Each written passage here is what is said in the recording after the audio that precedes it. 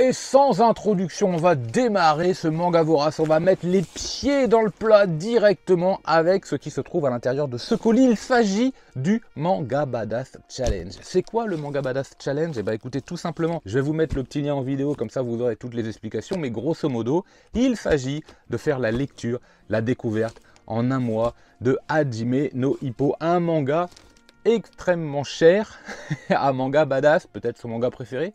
En tout cas, il en fait partie. Ils sont tous là. Ce colis arrive directement du Québec puisqu'il est d'abord passé par un viewer qui a également fait une excellente vidéo dessus. Et là, je vous remets le lien parce que vraiment, c'était un travail de qualité dans le fond et dans la forme. Je ne vais pas faire la même approche. De mon côté aujourd'hui, je vais vous expliquer ce que j'espérais découvrir dans Ippo, ce que j'ai découvert et est-ce que oui ou non, je vais faire la série. Bien sûr, vous avez aussi 4 autres titres présentés dans ce manga vorace, vous connaissez la formule, vous avez le chapitrage pour naviguer comme vous voulez, générique.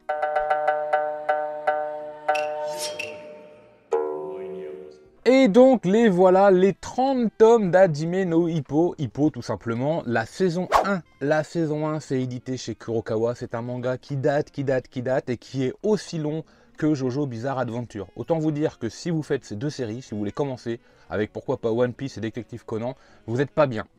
Vous n'êtes pas bien. Ippo, c'est un manga qui date. Et du coup, dès le départ, j'avais envie de trouver un style plutôt vintage, voire quand je vois les covers, avec une espèce d'ambiance, une espèce de patte un petit peu façon Adachi. Je pense que ceux qui connaissent comprendront un petit peu mon idée. Alors, qu'est-ce que j'ai envie de trouver dans ce genre de manga? C'est la question que je me suis posée. C'est un manga de sport, donc j'ai envie qu'il y ait tous les clichés, tous les ingrédients qui font qu'un manga de sport marche. C'est de la boxe, donc j'ai envie de la passion, j'ai envie des entraînements, j'ai envie des combats, j'ai envie d'un personnage amusant, j'ai envie de l'humour, j'ai envie de protagonistes qui se tirent la bourre et qui progressent, j'ai envie d'antagonistes également, des ennemis jurés qu'on va apprécier ou non, mais qui vont permettre de relever le niveau à travers des combats qui vont augmenter en intensité. J'ai envie un petit peu de slice of life, souvent des tranches de vie qui vont se passer à l'école, et donc également des petites situations humoristiques, pourquoi pas amoureuses, pourquoi pas conflictuelles, bref, tout un packaging comme ça qui fait qu'on a l'impression de s'y retrouver, un petit peu comme si c'était notre vie, un petit peu comme si on y était et que nous-mêmes on participe comme ça à un club et on prend plaisir à aller s'entraîner. Je sais pas pour vous, mais moi quand je lisais des mangas de sport ado, ça donnait envie en fait de participer, ça donnait envie d'aller s'entraîner, il y avait une vraie projection. Donc, dès le départ, je me suis dit, si je retrouve pas ça, ça va pas le faire. Mais vous inquiétez pas, tout y est. On va démarrer avec notre jeune héros qui va se découvrir une passion à travers une situation précise. Bon bref, toute l'histoire va s'installer, tout ça. Mais au début, forcément, il maîtrise pas trop. Il va faire la rencontre de d'autres partenaires, d'autres adversaires, d'autres amis ou ennemis. Ça le fait quoi. Ça le fait énormément. C'est vraiment passionnant. Les entraînements sont cool. Le dessin est dynamique, alors que le manga est plutôt vieux pour la première saison. En plus, c'est vraiment dynamique. C'est très surprenant. La modernité qui se dégage encore d'un titre qui à plusieurs décennies, hein, vraiment, et c'est cool quoi. On se régale sur du manga de sport, de boxe, de combat, tous les ingrédients sont là, tout est respecté, tout est maîtrisé, c'est la saison 1. Bon, il y en a plein d'autres, alors est-ce que j'ai craqué ou pas? Allez, challenge accompli, j'ai passé un excellent moment de lecture, ça je dois bien le dire, et rendez-vous très prochainement sur la chaîne pour voir si oui ou non j'ai commencé la saison 2.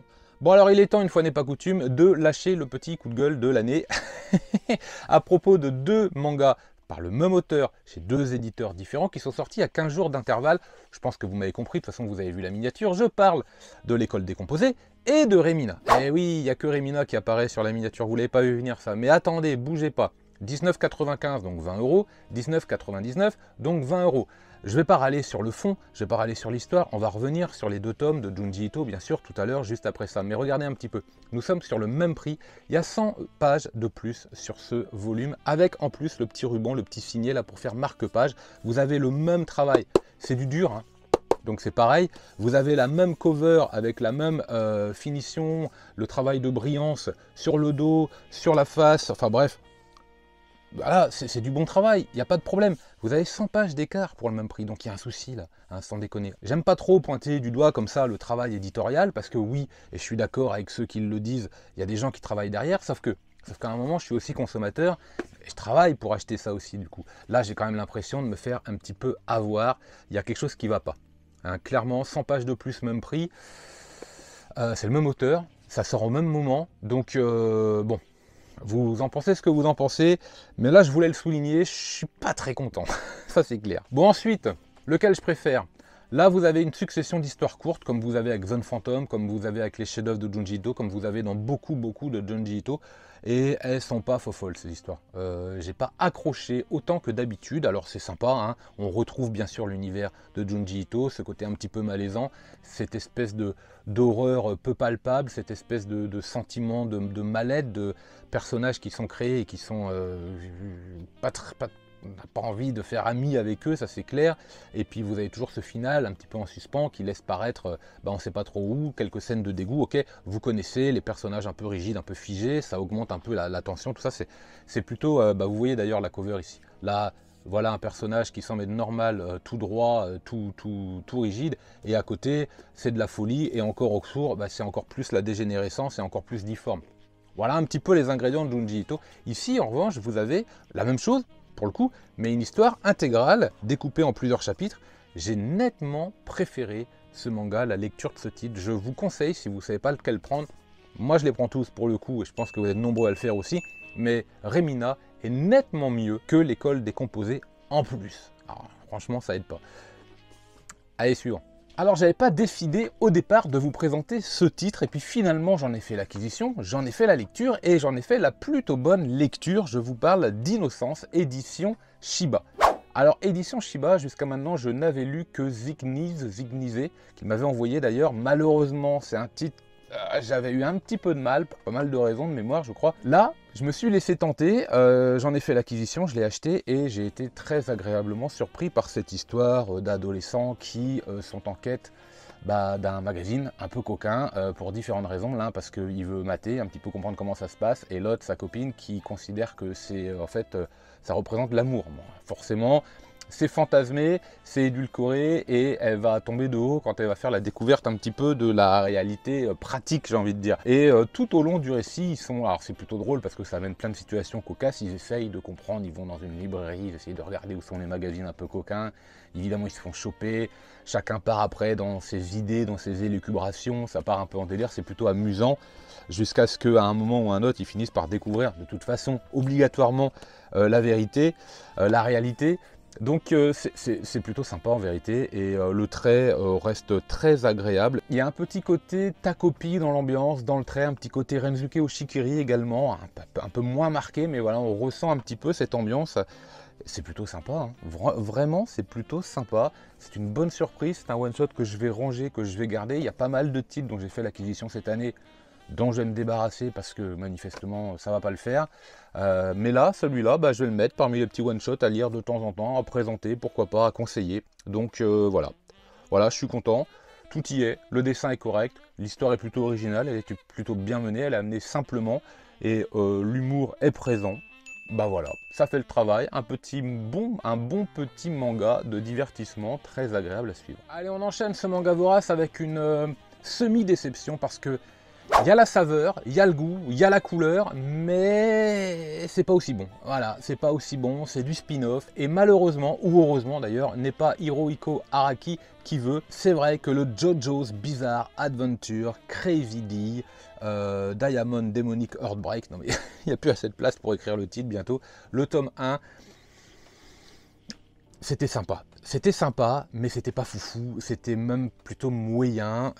Bon, c'est du spin-off, même si au niveau des traits c'est sympa, ça reste plutôt fidèle, même s'il y a des postures, même si on retrouve l'univers, j'ai pas trouvé la même saveur. Voilà, c'est exactement ce que je vous disais, c'est il y a le chef cuisinier et lui il maîtrise, et quand c'est fait par quelqu'un d'autre, c'est pareil, mais c'est pas pareil. Et c'est exactement ça.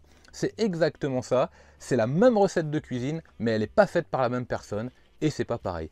Donc, évidemment, les fans, ils vont aimer. Moi, j'aime bien, hein, ils vont aimer. Ah, attention, hein, avec un curseur qui va pas non plus être très élevé par rapport aux autres saisons, ça y a pas. Enfin, j'en mets ma main à couper, il n'y a pas de problème. Mais bien sûr, je vais continuer, je vais lire, je vais l'inscrire évidemment dans la lignée, dans la collection des JoJo, parce que bon voilà, j'ai envie de suivre, j'ai envie de voir un petit peu ce qui va se passer. C'est agréable, ça nous accompagne JoJo depuis des décennies, donc je vais pas cracher dessus. C'est un peu comme Dragon Ball, voilà, ça fait partie de ces mangas qui sont posés, qui sont là, c'est indiscutable dans ma mangatech. Donc, ok. Ça le fait, mais à la limite, je préférerais relire une saison. En tout cas, JoJo Bizarre Adventure Crazy D Diamond Demonic Heartbreak, bien mais pas top.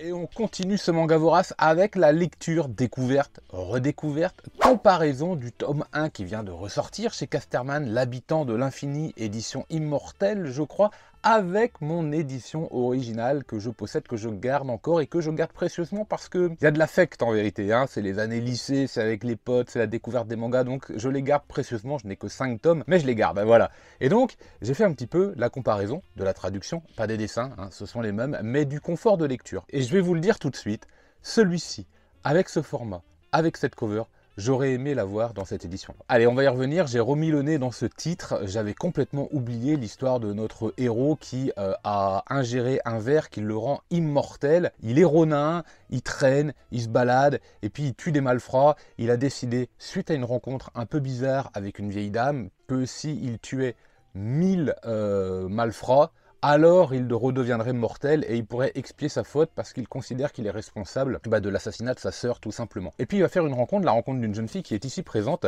qui elle a également besoin de se venger, donc ça tombe bien, hein, et forcément ils vont commencer à avancer ensemble dans l'idée d'accomplir cette vengeance, et puis l'histoire commence un petit peu comme ça, dans un trait absolument génial pour ce genre d'ambiance. Vous le savez, je suis pas trop fan de Kenshin ou Chiruran, histoire de samouraï, avec des traits clairs assez modernes. Ça, en revanche, Lone Wolf and Cub, Mibugi Shiden, l'habitant de l'infini, mais là, il y a du grain, il y a presque de la poussière en fait, et ça tombe bien, puisque comme on est quand même bien reculé dans l'époque, dans le passé, je trouve que ça rend énormément service à l'histoire, à la crédibilité, à l'ambiance, au décor, aux vêtements. Pour le coup, l'auteur Samouraï fait un travail exceptionnel. C'est vraiment très agréable de lecture. Il y a un petit côté un peu fantasque là-dedans, dans les affrontements bien sûr, un petit côté fantastique avec ce verre.